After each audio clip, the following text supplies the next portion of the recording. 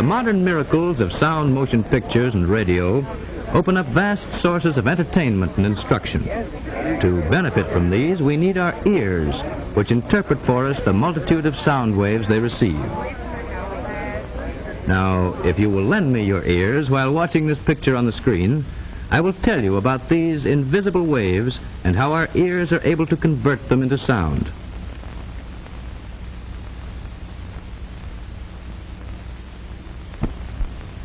We all know that if a pebble is dropped into water, ring-like ripples spread in all directions over the surface. A doorbell ringing sends out similar but invisible wave-like impulses which travel through the air with a speed of about 1,100 feet per second. Sounds of every kind are transmitted to our ears by just such waves. Even now, as my voice comes to you, it is carried by these airwaves to be conveyed to your own brain by nerve impulses created within your ear. As we shall see, this feat of conversion requires the highly refined and perfect mechanism which is our ear.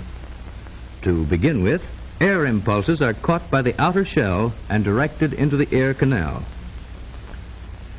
Now let us look into this canal by using a specially designed instrument like this otoscope, which is used by physicians when examining our ears. There in the center we see a small disc, which is the drum membrane. Now here it is at very close range and very much enlarged. Sound waves beat against this membrane as drumsticks beat upon a kettle drum or tympanum. So it is naturally called the tympanic membrane. It lies a little more than an inch from the outer opening and completely shuts off the eardrum from the ear canal, just as a drumhead completely covers a drum. Hidden immediately beyond this barrier lies the oddly shaped and highly specialized organ which by far surpasses any instrument of human invention in its ability to detect and to interpret sounds of every conceivable kind and degree. It is indeed rightly called the most remarkable mechanical system in the human body. And now let us examine the general position of this apparatus when seen from the front. Here is the ear canal and the more internal parts which have an outlet into the throat. The Eustachian tube. This important connecting passage opens just above the tonsil. Like other important sense organs, the ear lies close to the brain. All sound waves entering the ear are converted into nerve impulses. These impulses are conveyed to the brain by the auditory nerve, the shortest path to the auditory center, which controls the organ and where sound perception or hearing is located.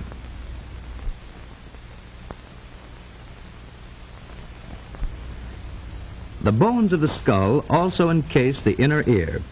Here we can see it occupying a group of intricate hollows and channels. These are safely protected within the hardest portion of the temporal bone. This portion is actually the hardest bony structure in the whole body. Now let us greatly enlarge the picture of one ear so that we may examine its construction and its parts in greater detail in this sectional view.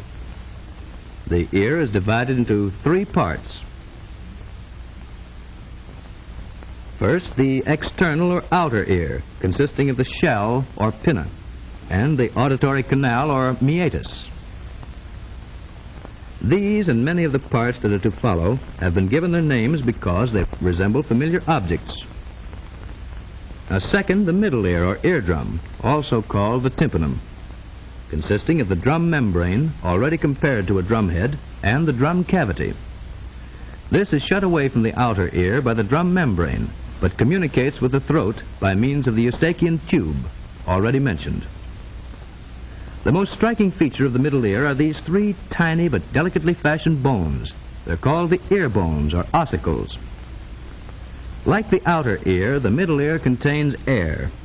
It is the purpose of the Eustachian tube to equalize the air pressure on both sides of the drum membrane to prevent its being injured by violent noises or changes in air pressure. Beyond the middle ear lies the third part, called the inner ear or labyrinth.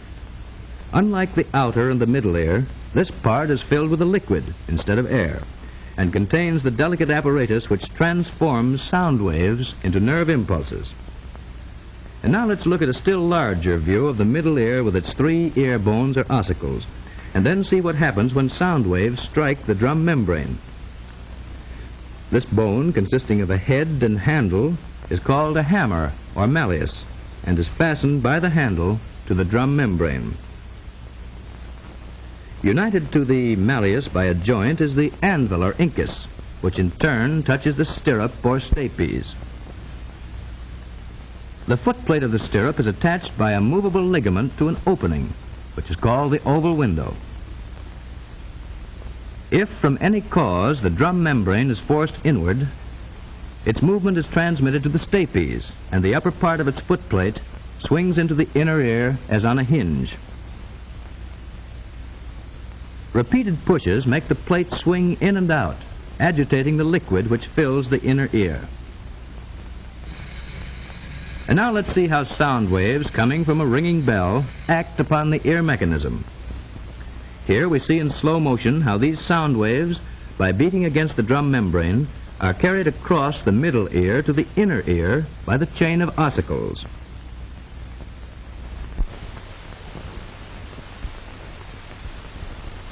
The inner ear, or labyrinth, contains the minute but extraordinary mechanism which finally converts sound waves into nerve impulses. If the eardrum should be destroyed, sound waves could still reach the inner ear through the surrounding bone and cause some sensation of hearing. But destruction of the labyrinth itself causes complete deafness.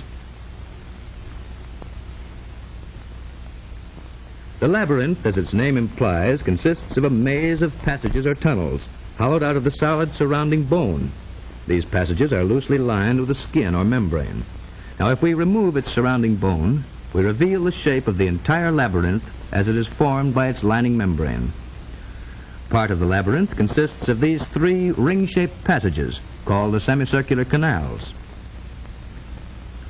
These, however, only aid the body in keeping its balance and need not be considered in connection with hearing. Our real interest is in this rounded portion with the 2 small openings, and, of course, the part with which it is united and which looks like the shell of a snail.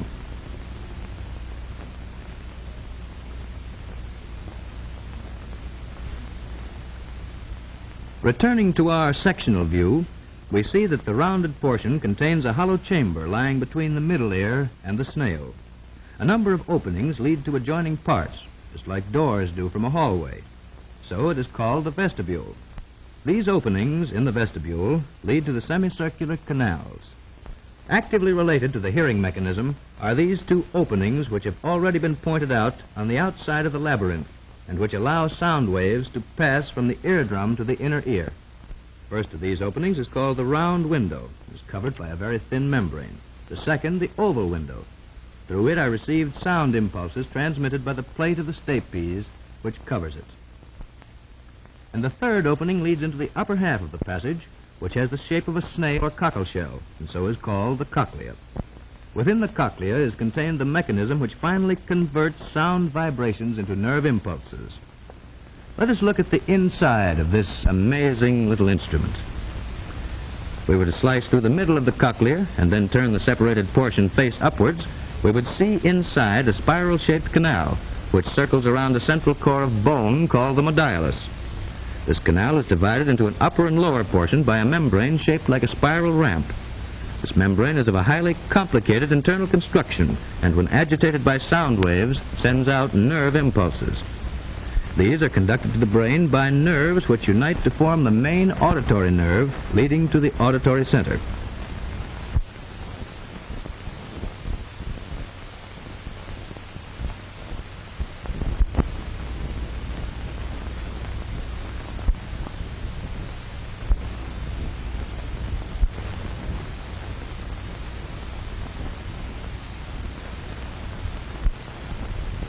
Now let's look at a simple diagram of the cochlea and its action.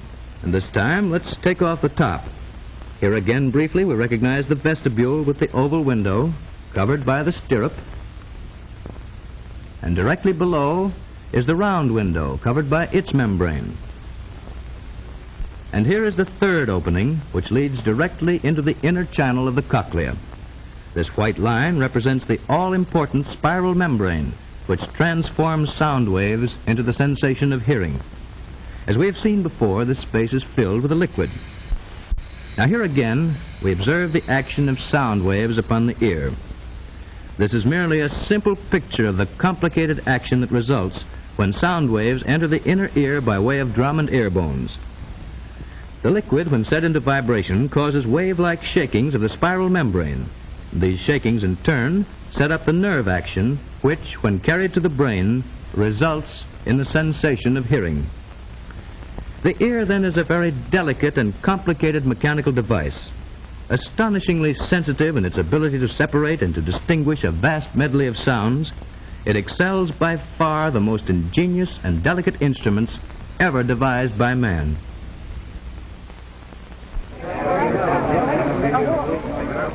While we possess the great blessing of good hearing, let us always strive to protect and to preserve this most precious gift of nature.